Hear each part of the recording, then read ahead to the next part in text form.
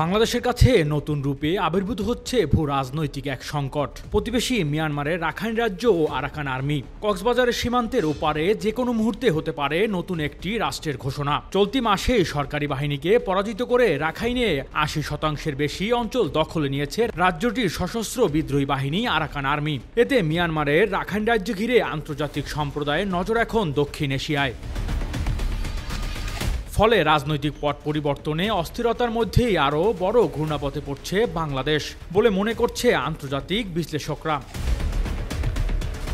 জানা গেছে, রাখাইনকে স্বাধীন রাষ্ট্র ঘোষণার সম্ভাবনাকে মাথায় রেখে আরাকান আর্মির সঙ্গে যোগাযোগ রাখতে শুরু করেছে ভারত, চীন, আমেরিকার মতো দেশগুলো। এতে প্রশ্ন উঠেছে, ভূ রাজনৈতিক পরিস্থিতিতে কি নতুন সংকটে পড়তে যাচ্ছে বাংলাদেশ? এই নতুন সমীকরণে কতটা স্বস্তি হবে ঢাকার জন্য, এই নিয়ে চলছে চুলচেরা বিশ্লেষণ। এমন খবরই উঠে আসছে জাতীয় গণমাধ্যমগুলোতে।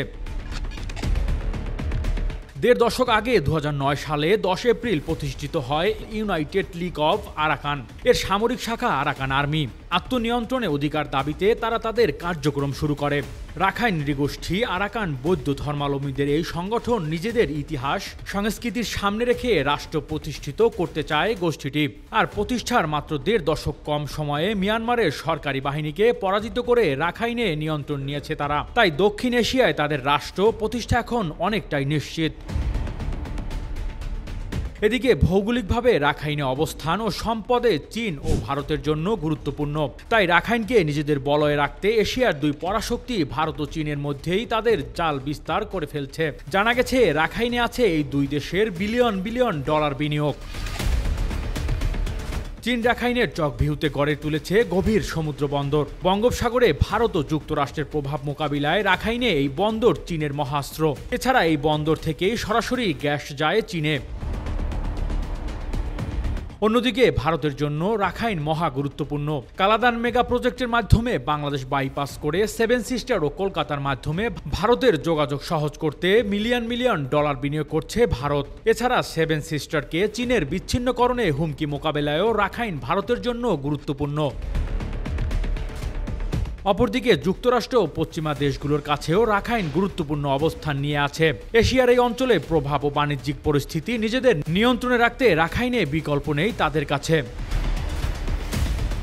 এমতো অবস্থায় প্রশ্ন উঠেছে, রাখাইন নিয়ে আন্তর্জাতিক ভূ রাজনীতি যে নতুন পথ সমীকরণ শুরু হয়েছে, তাতে বাংলাদেশের পরিস্থিতি ও অবস্থান কি হবে?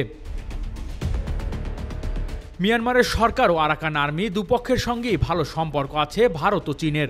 নতুন রাষ্ট্র গঠন হলেও এই দুই দেশের তেমন প্রভাব পড়বে না। তবে নতুন রাষ্ট্র গঠিত হলে চাপ বাড়বে বাংলাদেশের। এছাড়া বাংলাদেশের অবস্থান নেয়া 10 লাখেরও বেশি রোহিঙ্গা ফেরত যাওয়ার অনিশ্চিত হয়ে পড়বে।